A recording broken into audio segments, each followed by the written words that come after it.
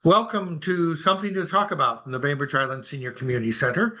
Today we're going to be looking at Yuwei Li's photos. They've been in the lobby and will be for the rest of the month, and also on our website. We really appreciate the BI Photo Club sharing images with us. Before we get started, though, I want to thank Fieldstone Communities of Bainbridge Island, which sponsors Something to Talk About. Fieldstone offers independent living, assisted living, and a vibrant memory care community up on Rolling Bay. They have a day stay and a respite care program as well. If you'd like to learn more or take a tour, they'd be happy to host you and treat you to a meal as well. Call Celia or Jamie at 206-594-1010, 206-594-1010. And their website is fieldstonecommunities.com. I'd also like to acknowledge that we are meeting on the ancestral homeland of the Salish people, the Suquamish tribe, who have been living on these waters since time immemorial. We honor them for their stewardship, and we are working to be better stewards of the lands and waters ourselves. If you happen to be, we started doing this recently on Something to Talk About, distributing the podcasts on audio format. This is probably not the one you want to listen to because it will be much better if you go to YouTube. Go to youtube.com/BI Senior Center and you can see the pictures that we're talking about. So I wonder, Yuwei, would you be willing to give a little introduction to yourself and your interest in photography as we get started? Oh, sure. I'm Yuwei Li, and an amateur photographer. I always liked photography, but never had the time and resources to do that until retired. So after retirement, I spent quite a lot of time taking pictures. And you take some lovely pictures. So, so I'm going to go to our website and share the page that the pictures are on. This is under galleries on our website. You can see art or events, and the events are lovely pictures, many of them taken by Diane Hutchings of the Photo Club, of activities that go on here at the Senior Center, and we're grateful for that. And then pretty much every month we get a presentation in the lobby, somebody from the Photo Club, and then we post those photos as well here on the website. So here's where we're going to get started. Okay, so this picture was taken a few years ago in Greenland. And that was before Greenland became such a hot topic. And the flowers that you see in front is Arctic cotton flowers, and which is pretty unique. You don't see it anywhere else unless you go into the Arctic Circle in summer. And in the background is a church. So they call that the Black Church of Greenland. Beautiful. Okay. Yes, and you can see water and I guess ice in the background behind that. Yeah, icebergs, and it was summer, and only in summer you have daylight, and in winter in Greenland, in that part of Greenland, it's mostly night. So in summer, you have daylight all day long. And this picture was taken in Bisbee Badlands in New Mexico. It was 2 exposure. One was taken at the blue light time. The other is when the Milky Way moved to the right position. And New Mexico, Bisbee Badlands, it's really an alien landscape. And the thing you see here, they call that alien throne. Alien world, yeah. So that, you say it was shot, the first picture was shot with blue light? Yeah, so because you can only see the Milky Way in really, really dark sky. And that's not the best lighting for those photos. And these tall pillars, you need to take that before it becomes really dark. Otherwise, these pillars that you see here would be pretty dark. So So- is that then natural light on the pillars? Yeah, it's natural light before it became too dark. Because the Milky Way and the foreground, they need to have different exposures. Now, I missed that. Yuwei, where is this taking place? It's called Beastie Badlands. It's in New Mexico. I'll be. Thank you. Oh, sure. Thank you, Sheila. Okay, here's our next picture. Okay, this is actually Rialto Beach, and it's also two exposures. The sea stack in the background is one exposure, and the foreground was a really long exposure, like more than 2 minutes. And then it was merged in Photoshop, and I also changed the sky. So the contrast of the color is what I really like. Oh, Beautiful. it's amazing. You gonna say something, Robin? Oh, it is so beautiful. And I love the way UA can take several images and just bring out the best of all of them. Thank you. So the sky, is that an image that was taken or is that a manipulation? It's replaced. The original sky was quite bland, and I want to see some color contrast. So I picked a sky picture with lots of color, orange reddish color, to contrast that with the foreground blue color. Just it beautiful. is stunning, isn't it? Thank you. Perfect for some sort of environmental psychedelic art album or something. And this one is a beautiful picture. Thank you. This is a picture of an iceberg also in Greenland. And you see lots and lots of icebergs in Greenland, but shapes like this are very rare. This actually happened on the last day of my trip. And it was a drone shot because there's no place to launch the drone except on the boat. So I hand launched the drone in the boat, and there's always a possibility of losing it because the boat is constantly moving, and there are so many ropes on the sailboat. Anytime, if you're not careful, it can your drone can be caught in one of the ropes, and then you lose your drone. But I did not lose it, and I got this picture, and I feel quite happy about it. Oh, man, Yeah. yes. So Beautiful. are you in the boat that we see pictured or a different boat? It's a different boat. It's identical to the one that you see, except the sails. Okay. Very unique, UA. Oh, thank you, Bob. Yeah, that shape of that iceberg is fabulous. Yeah, you don't see this kind of icebergs often. We That's were just- there for over a week, and that's the only one that we saw that stood out like this. Beautiful images, Yuwei, as always. And what I love about this is the perspective and how you're seeing all the light blue, which is presumably the iceberg under the water. Yeah, under the water. Thank you, Jane. Yeah. And I also actually intensified in the Photoshop. The original is not that bright.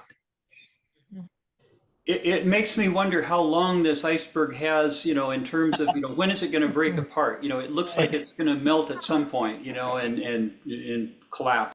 Yeah. We asked the skipper, which is the captain of those sailboats. They say these icebergs on average last a few weeks. Okay. And in a few weeks, they all change shape. Depending on the wave, depending on the sun, depending on a lot of weather conditions. So new to me, Yuwei, when I just got back from my trip from Antarctica, I was taught that the deeper color of the blue indicates that the iceberg was from, a glacier as fresh water, not seawater. And that's something I had never heard. So it's just a repeat from one of the naturalists, but the blue there is just so vivid and beautiful. Yes, it's nice to understand that was enhanced a little bit in terms of the imagery. The colors were there, but you just brought them out. And it makes, especially with that red sailboat, great contrast. Okay, the next picture. I used a very wide angle lens just to get the right depth of field. And I think it's a 14 millimeter. And I took a ton of ice cave pictures, and this came out the best. So you're looking into the cave, and I can see there's kind of a cone inside there. Yeah, that's there was an opening, and actually on top of the ice caves there were a lot of snow, and the snow just came down and formed a pile, which breaks the monotony of ice roof. Were you worried being under there, Yuwei? There are lots of people there, and I assume these guides know what they're doing. Good. You were saying. I love the texture in the roof, and then the striations in the roof are just spectacular. Thank you, Bob. So this is a picture of snow egrets. These are really very common large birds. And the reason I like it is because it's kind of hard to get two large birds shot at the same time. And I also took a ton of pictures of these two birds. They seem to have doing a mating dance. And out of the few hundred pictures I took, this is the sharpest. Both of them are sharp. That's the reason why I like it. And the composition seemed to work out too. Oh, yes, very much. This Yes. is really hard to do. Yeah, Really hard to do. It's outstanding. to get Yeah. both birds in Blur. focus. Yeah. Yeah. I guess if you take enough pictures, one of them is not to be shot. What lens were you using? Do you know? I think it's a Sony 200 to 600. Okay. It's a zoom lens and a smaller aperture, and you get more depth of field. Mhm. And because the subjects are close to the camera than the background is properly blurred. This Very is nice. gorgeous. And I love the way the bird on the top is looking at the Right. other bird. Yeah. Sometimes you don't get that. And the negative space between them is also great. I mean, that's almost a form of its own. Thank you, Jane. Mhm. Yeah, and you said you took several hundred photos of these. Yeah, because Sony can take 30 pictures per second. So if I I press down the button for 10 seconds, I have 300 pictures. And you pick from the 300, there's got to be a good one. Well, I guess, although Diane was noting that even so, there's some luck as well as skill involved. Yeah, that's true. A lot of skill. Yeah.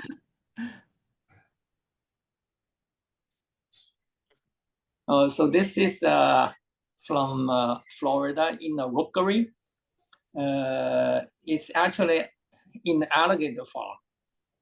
That's why it looks so scared. Yeah. You aren't looking at me, are you?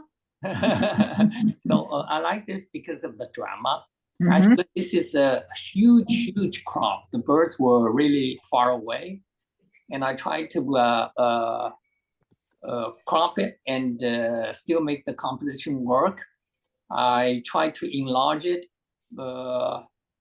It's not perfect, but the eyes are reasonably sharp, and the hair on its head are reasonably sharp. And I like the drama of that. It looks almost human. So were there other birds of this species there? Yeah. Actually, this is a baby bird.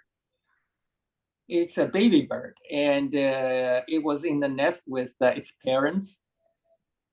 And I think there were two big birds there, 2 or 3 big birds there, and there were 3 or 4 little birds. And this bird is has the most amazing facial expression. This reminds me a little bit of Bob's image from the 4th of July when there were 3 of them, you know. Yeah. And yeah. I just like the humor of it too. Yeah, I remember Bob's work, bird picture too. 1 big bird, 2 small birds, right? I was worried they were small herons. Yeah, I was afraid you were going to say it reminds you of me, Diane. A little bit of that too. Before my first cup of coffee. It looks like this little guy looks like he'd be the perfect subject of a children's book too. Yeah. Absolutely. Okay, another wonderful capture. So this is a osprey. I was on a workshop with a guy called Mark Smith, and we went on a airboat. This is one of the pictures I took. If you go on YouTube and search for Mark Smith, he has lots and lots of videos of ospreys and other birds.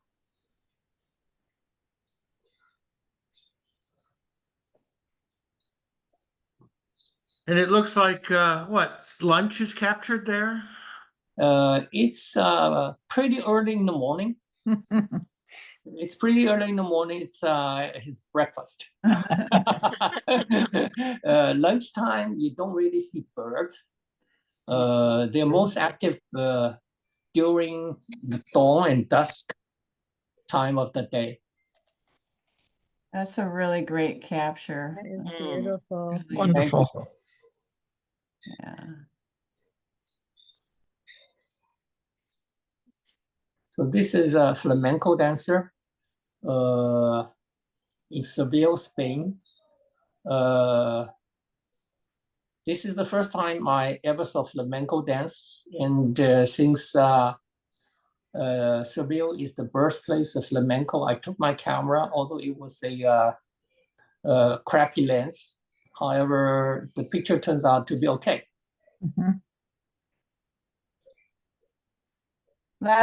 On Wednesday night, we saw this image as you shared it with the before and how you had improved it. It's so Yeah. to see that. So. Yeah, just remove some distraction and darken the background. Yeah. And the color of the dress, we brought that out. So Yeah. Yes, well, and the dress matching the floor, or at least the lighting of the floor. Yeah. And the hair, and her hair picks up that thing. Wonderful sense of motion, Yuwei. Well, thank you so much.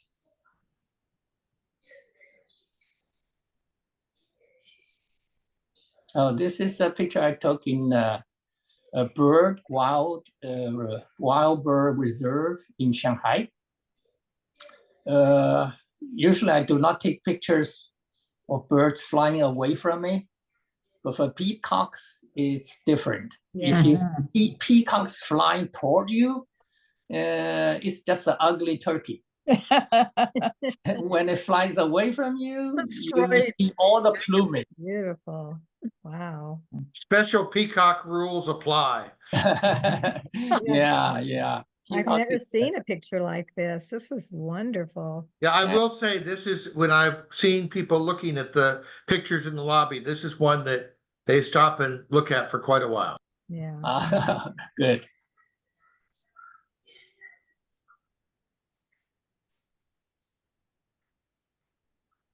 So this is a picture I took also on an alligator farm in Florida.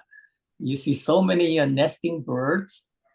This is a roseate spoonbill. Looks like a flamingo, but it's not. And the reason I liked it is the wing position and the fact that he has a branch in his mouth. He's building a nest.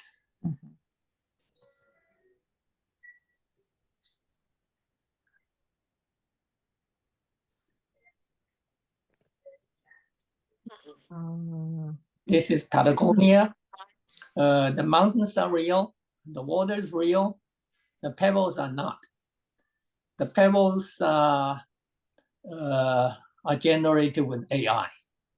The reason I did that was I think the mountains are close to perfect. The water is close to perfect, but we don't have a foreground.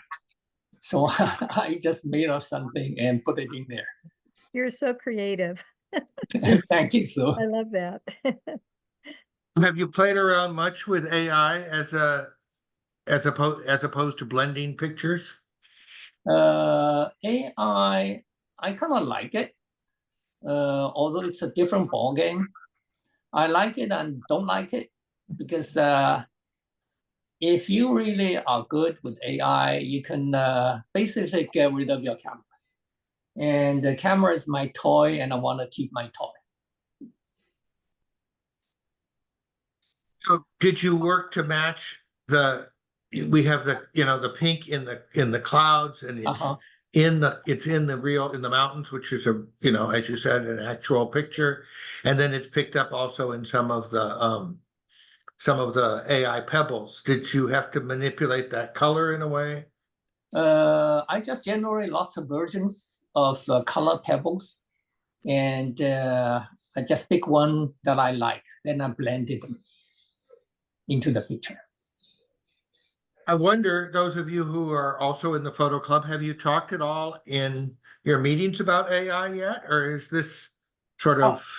Indeed, we have. We had a whole meeting designated to that topic and came up with some guidelines for the club, which basically just fess up if you're doing it.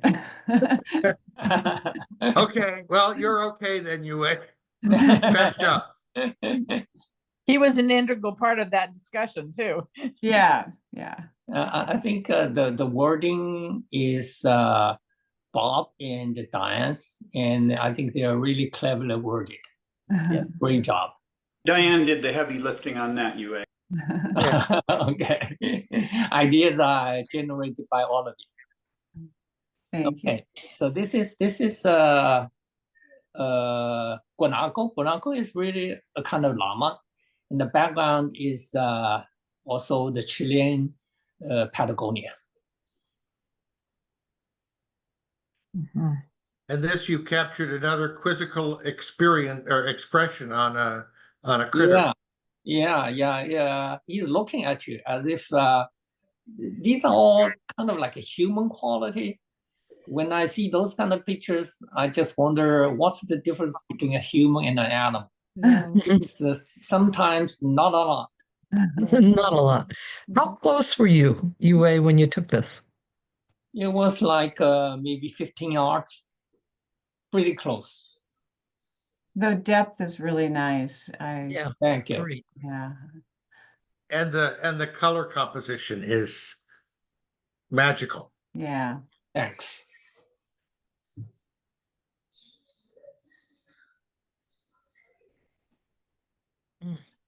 Oh, this is a shot really iconic for Patagonia. If you look online and search for Patagonia, you see lots and lots and lots of pictures just like this.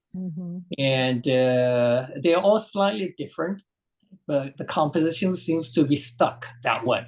I don't know why. Well, maybe you know why, because you wanted to take one too. Yeah. I basically copied them. How was the wind the day of that photograph, Yuwei? It's very, very windy. Patagonia is really windy. So 15 seconds can make a difference. Yeah. You were I- there before, right? We were there before, and when we went, the whole scrub area there in the foreground had been burned. So Oh, we had this black oh, burned, bushes all around. So not the best timing. but the mountains are the same. The mountains are beautiful. They're fabulous. And I Yeah. can see the white caps here too, that tell us that it must be blustery. Yeah. So this is from Iceland again. It was the dead of winter, and we came back from a shoot somewhere, and in the middle of nowhere, the tour guide said, "Let's stop. There's Northern Lights." And most of us at that time did not know what Northern Lights looked like. He just pointed to something in the distance, which is just white clouds in the sky. And he said, if you do a bit longer exposure, like 5 to 15 seconds, you can see it is Northern Lights. So we just put down our tripods, and this is one of the first Northern Lights pictures I ever take. Oh, nice. Gorgeous. Thank you.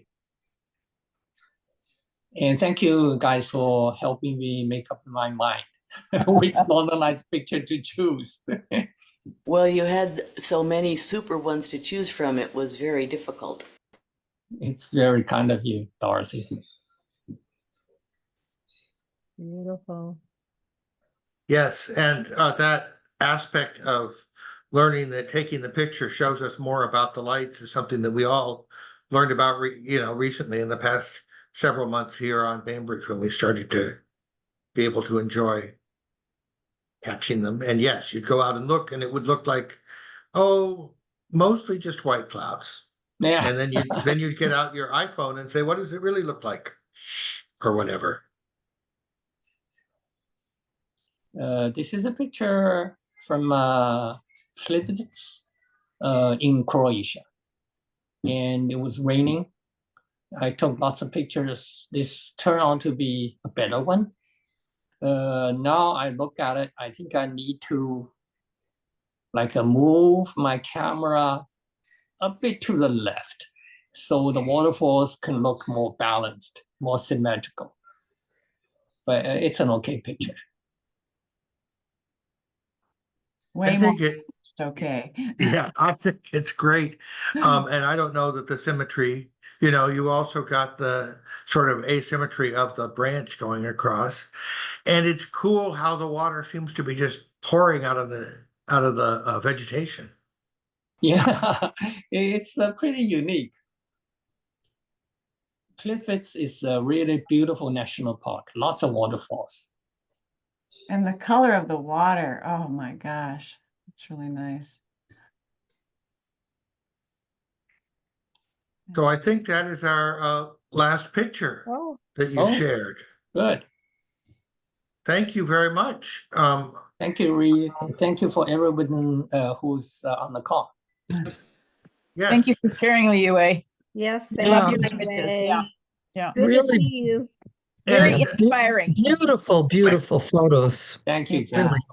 Yeah. And I don't know, Diane, if you want to say a little bit about the BI Photo Club in case anybody is watching this and would like to learn more about your organization. Oh, sure. Well, we are, we've been I don't know when it actually started, like in the late 90s, but anyway, we meet at the senior center, and our website is biphotoclub.org. And we've recently updated that, and there's a lot of good information there.